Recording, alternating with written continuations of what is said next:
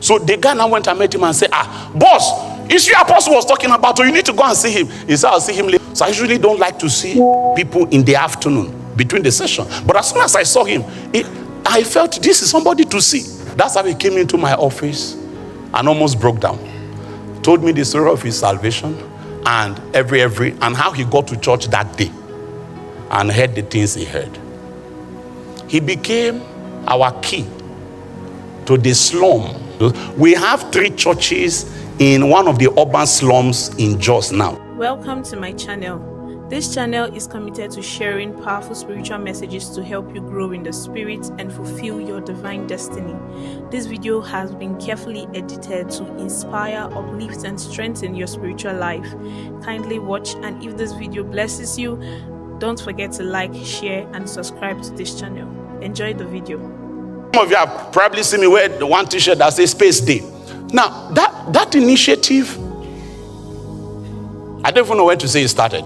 In reality, I don't know. Let's say it started in December. Because early in December, we're having a conference, our end of the year conference. And on the Saturday of that conference, towards the end, that service was just like a rant. I couldn't teach. I was just ranting, more or less. Also, I thought. And towards the end, I started talking. I said, there's somebody in this day. You are here. And I've been seeing you in my visions for about 6 years now. You are supposed to be doing ministry among drug addicts, prostitutes, occultic people. I've seen you in my visions on rock outcrops. You know, Jos has a lot of rocks. I've seen you standing on rocks in a cycle with drug addicts, bringing the gospel to them, and you are running away from it. Now, the back end to that story was that week, a young man who used to be a drug addict and an occultist, he comes once in a while to Fortress. Once in a while. He wasn't a member, but he knows somebody who is a member of Fortress. That week, he started having dreams of coming to Fortress. So after about 2-3 dreams in a week, on Friday, he now called his guy that he knows who attends Fortress and said, come, why am I dreaming about coming to meeting in Fortress? Is there something going on at the Fortress? The guy said, yes. He said, is there a session tomorrow? The guy said, yes. He said, what time? He said, 8 a.m. He said, I will be there. Because he had this dream like 2-3 times within the week. So on Friday, he couldn't hold it anymore. It was that next day that was Saturday. It was that Saturday morning session that he came, that I was ranting this my rant. And saying that I've been seeing for like 6 years. So after that morning session, the guy that he called to ask if something was going on, the guy went and met him. Interestingly, that guy was actually his convert. Was also a drug addict who he had led to the Lord. And the guy was now a member of the Fortress. He was even a workforce. But I didn't know until that day. So the guy now went and met him and said, boss, it's you Apostle was talking about, so you need to go and see him. He said, I'll see him later. I said, no, this is not something for later. You need to go and see him now. So he said, okay. That's how he came towards the office. And as soon as I saw him, it was morning session, evening session. Yeah, and it was a bit tight because we need to close a bit early. So not a lot of time. So I usually don't like to see people in the afternoon between the session. But as soon as I saw him, I felt this is somebody to see. I said, okay, come. If I remember that day, he had tattoo on his arm. God said, this one. I said, okay, come. That's how he came into my office and almost broke down. Told me the story of his salvation and and how he got to church that day and heard the things he heard. He became our key to the slum. Doctor has been there. He's preached in one of those. We have 3 churches in one of the urban slums in Jos now. This thing I'm telling you happened in December. By the 28th of December, we went to that place to do a Christmas picnic thing. We had about 750 drug addicts that came out of the jungle. They call them jungles. That came out of the jungles to attend the picnic. God gave us so much favor and grace and a lot of, I would just say, divine intelligence. The thing was so strong. It was my message that day because you don't speak a lot of good English there. So I used a lot of pidgin to speak. That's where Space Day came from. When I was talking about the man that made the feast and invited people who eventually say, I'm busy, I can't come. And he now told the servant to go and call the blind and the lame. And when they went and brought them, the servant came back and said, sir, I've done what you said, though, but there is still space. There is still room. In Pidgin, that was what I used to say, space day. We don't bring them, but space still day, space day. And I told them that as far as Jesus is concerned, there is never an accommodation problem. There is always space. There's always room with Jesus. Whoever you are, you can always come. No matter how many people have come before, there is still space. Space day. Do you know that it was just a sermon? Okay, yeah, gave altar call. A number of them responded to the call and all of that. But the space day took a life on its own from that very day. I remember walking around when they were eating. Some of them have finished eating. I said, guy, how far? They said, Oga, we don't finish to the chop about space day. That means we still have more room to eat more food. Then suddenly the thing started spreading, space. I said, okay, please go for second round. Because I said, nobody should come for that picnic and still have to eat dinner that evening. So we made sure there was more than enough food. We did red carpet for them. We brought printers and photo and cameras.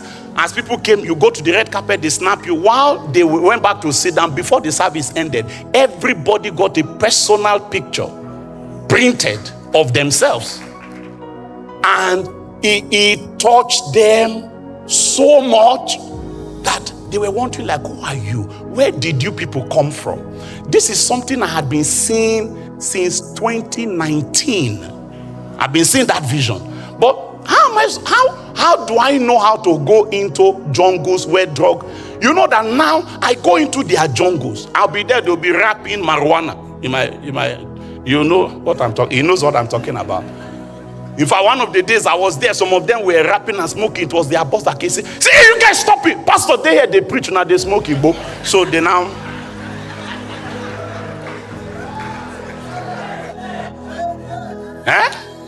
Space day. Space day. I looked myself the other day, one and his friend, they came to take permission from me to go and smoke. A doctor knows.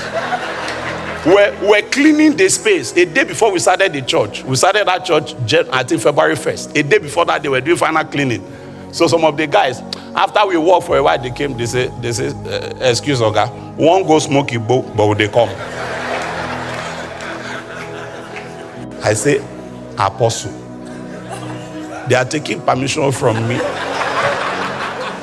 to go and smoke a bowl and come. But space day. Now, we have seen terrific testimonies. That day we started that church, there were people that got born again that day and stopped taking drugs that day. I'm talking of amazing testimonies.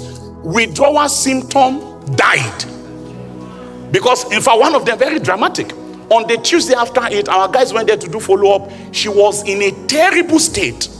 She was talking off, itching, very terrible state. Why? She said there is no way she's ever going to take drug anymore. But she was now dealing with withdrawal symptoms. So the people in the house were trying to say, this thing is gradually, they do it. And the girl is saying, me, I'm not doing gradually. I'm never going there again. So they now called me to talk to the girl. And I say, wait, the drug addict, former drug addict said, I don't want to take again. Then you want me, Apostle, to tell her to be taking small.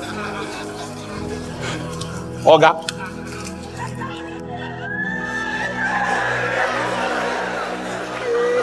Wait, do you understand?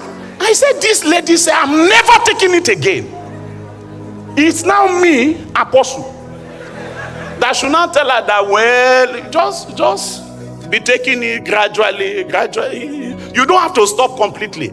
So I said, there's no way I'm going to use my mouth to say it. If she believes that she has stopped, we believe that she has stopped.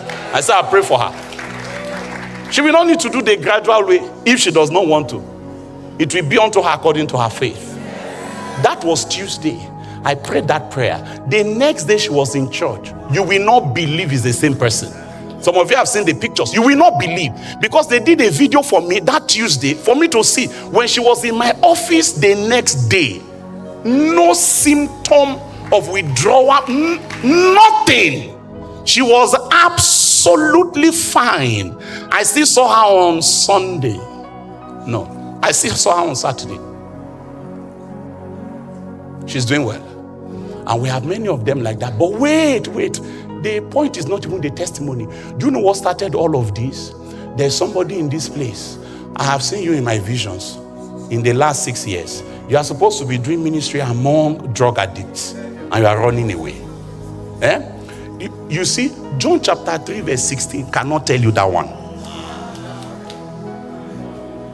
There is no amount of doctrine that you teach that will tell you that one. Let the prophets do what? Speak. Let the prophets speak. The voice of prophecy cannot be undermined in our midst. We are Pentecostals. We believe in the continuity of the charismata. Let the prophets speak. Let the prophets speak. I can tell you the truth before God, I lie not. You know what I'm saying? There's at least 2 of those people that would have died by now if we're not doing ministry there, because of the complications that they had entered. We know how much money we spent trying to treat some of them, and they've told us that this one, he was already on his way to the grave, because they die like that. Just this Saturday, we're there to do a little thing. What we're supposed to do for them at Easter, because of the crisis in Jos, we could not. So it just happened this Saturday. No, this Sunday actually. Sunday. And part of what we did was to do medical. We had the examination, not any serious treatment. Tested them, those that were willing, for hepatitis. Tested them for HIV/AIDS. They just sent me the report while I was driving to this place yesterday. And I'm still saying that this thing that has been in my heart for over 6 years only found expression December last year by the prophetic word. And that young man, he said this has been on his heart. He didn't know how to go about it. But you know, because he was one of them, it was very easy. He was our doorway into the place. He was high ranking, so they still give him the respect to today. So it was courtesy of him that when he goes, we follow. He said, this is my Oga. This is my Oga. If Oga says this is Oga,